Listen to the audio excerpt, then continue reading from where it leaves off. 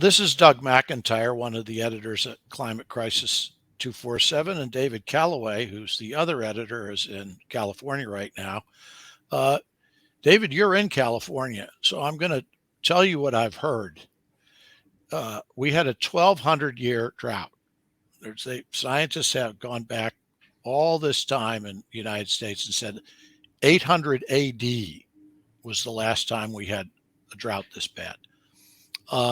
People now assume that after huge rainstorms, a little bit last year, much more this year, that we're saved.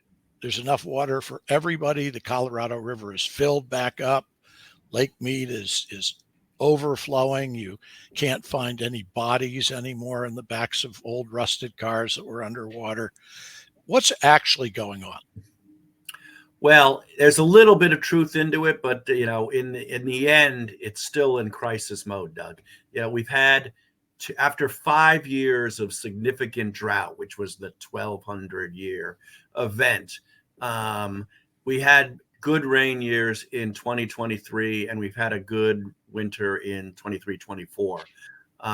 It's still, it's going to rain this weekend here in San Francisco. So people here, the longer it rains into the spring, the happier they are, because it means the later fire season starts. That's just the way that the world works in California. Sure. It's either raining with mudslides or dry and burning. So we have had a couple of good years. The reservoirs, which cities like San Francisco use and Sacramento stuff, are pretty much full. And so, but it's, the politicians and authorities are urging folks to, maintain their discretion in how they use water, because we remember what it was like just a couple of years ago when the reservoirs were almost dried out. And we were literally, rationing water for showers, putting buckets in the shower to get runoff water to put on our flowers, on our lawns. They still have requirements that most people can't have big, lush green lawns out here in California. So that it's a reprieve. We had a nice snowpack this year, and that will melt in the spring and fill the rivers and lakes. But it's not done. If you look at the water levels of the Colorado River and Lake Mead, they're still dangerously low. And they were not the areas that got all the rain. Mostly it was kind of the LA area and Northern California. So I think the best way to look at it is if you follow the markets, you're an investor, look at some of the water ETFs that are out there. They have been rising for 6 to 8 straight months, even during this rainy season. So they know that there's shortages coming. There's a misconception that we're not going to be the people who clear it up, but people think that California's water comes from California. And what they don't look at is they don't look at a map of the United States and say, well, that's really not true. The Colorado River is fed by rivers and tributaries that go almost to the Canadian border. And when you look at that water come down towards Lake Mead and some of these other areas like the Imperial Valley, it's nice that you've gotten rain in California, but where you get your water really isn't from these storms for the most part, right? It's not. It's mostly, the Colorado River dictates, the health of the Colorado River dictates the water levels of the Western U.S. And without the Colorado River, Southern California would be toast. Arizona would be toast. There's 5 states that really rely heavily on it. And so that is, and that water is coming down from Canada for the most part. Whatever we can supplement with rainstorms and these so-called, atmospheric rivers caused by climate change in the last few years, that's great. But that's not the majority of the water. The majority of the water Californians use to irrigate the fruits and vegetables, which they sell to the rest of the country. And so without that, it's an economic disaster.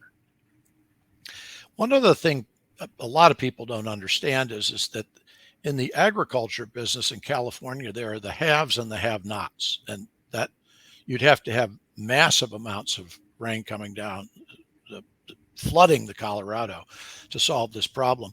You have a few ranches and agribusiness operations that control a huge amount of the water in Southern California, don't they?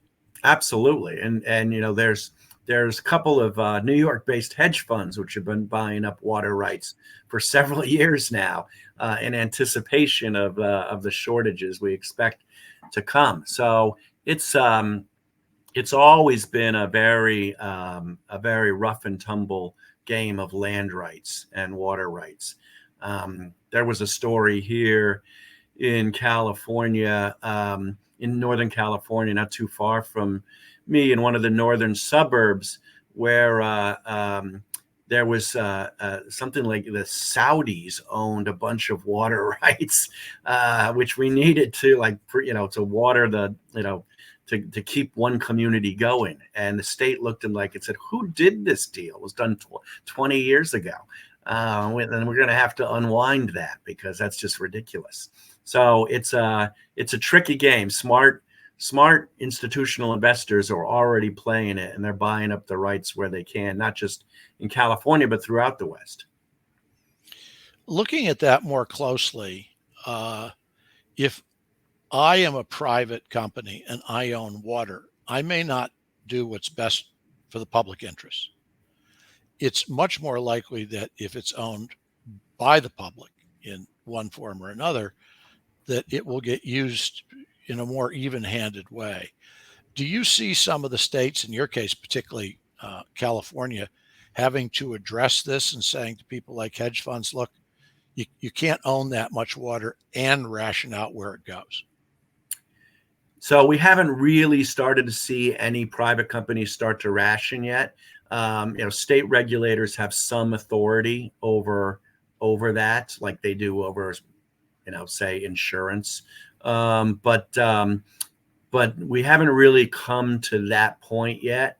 But it is a crisis. I mean, during the drought a few years ago, we were talking about how we were going to have to build multi-million-dollar pipes to pump water from one community to another, desalination plants and all that stuff. So, I think as it starts to bite, and maybe we've got a reprieve for a year or so, but as it starts to bite, that's when the rubber's going to hit the road on this, and you're going to see a clash between private interests and the states. And it's going to manifest itself, as it already has started to, in higher prices for businesses and consumers. Most of our water bill, most of our monthly water bill these days is management and administration. About maybe 25% is the actual water we use. Well, you and I will watch the U.S. Drought Monitor, AccuWeather, and things like whether people in Phoenix can water their lawns now, and come back to this in a few weeks and see if anything has changed. You're saying that there's more rain. The Pineapple Express, as it's known, may send you more water. So let's revisit this as what is right now sort of the rainy season ends, and see how it all hashes out. Okay, that sounds good. It's going to be a hot summer. I know. Good to see you. Talk to you soon.